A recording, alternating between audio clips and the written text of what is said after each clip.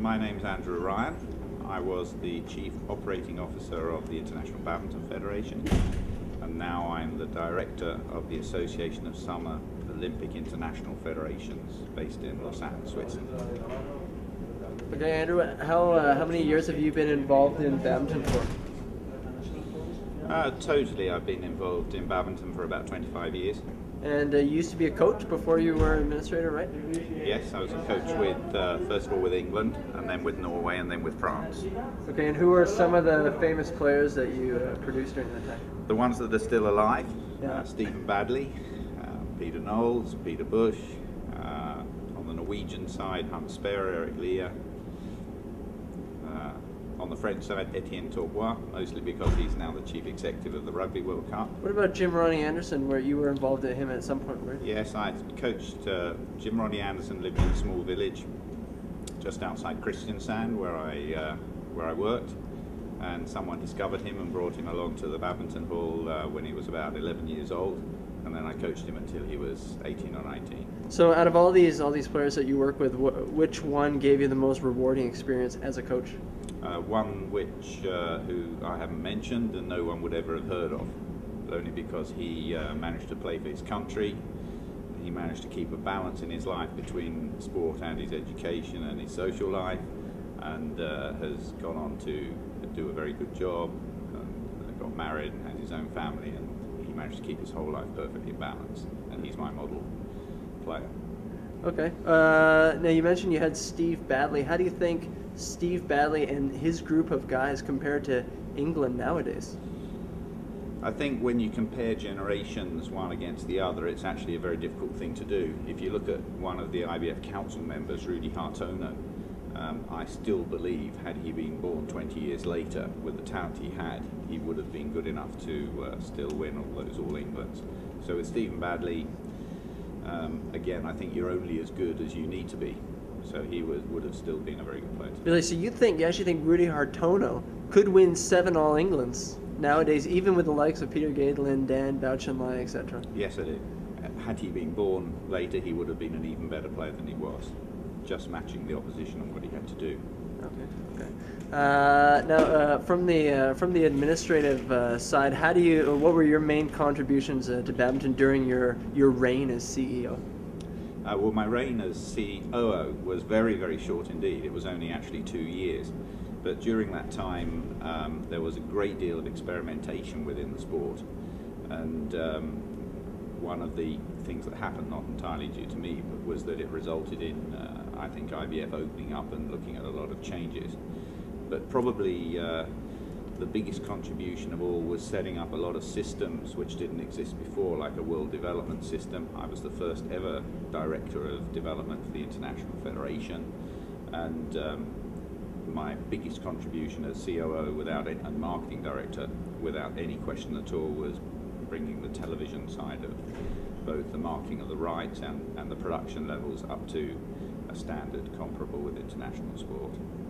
Okay, well, now what was the year badminton actually got into the Olympics? Badminton was a test event in Seoul in 1988, and in 1992 it made its debut in Barcelona as a full Olympic sport. And since I assume when a sport like badminton goes into the Olympics, you always have to struggle to keep in the Olympics. How has badminton progressed since that time when they made it in?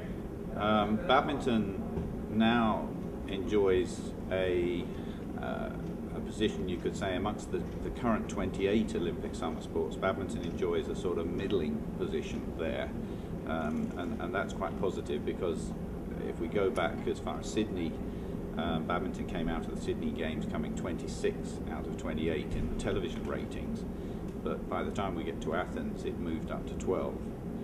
However, the International Olympic Committee has decided to remove 2 sports from the summer program, baseball and softball, which of course puts the pressure on, because 2 sports you could say below badminton have gone, and so badminton must not rest on its laurels. What about there's been some recent changes in badminton, you know, the change in the scoring, the change in the Super Series, yeah, quite a few things. Do you think these have helped badminton in this positioning in the Olympics, or has it made a difference? I think the difference it's made is at least it indicates to the International Olympic Committee that badminton is willing to change. and to look at new ideas.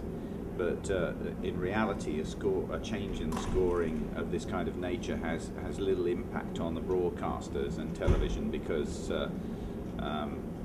broadcasters aren't necessarily going to buy more badminton because of a relatively small change in the scoring system. But at least the indication is to the outside world that badminton is forward-looking, it's prepared to change, and that it's trying to find ways to improve itself. How do you think, if you have to recommend now, how can badminton become a permanent sport at the Olympics? What more has to be changed, for example?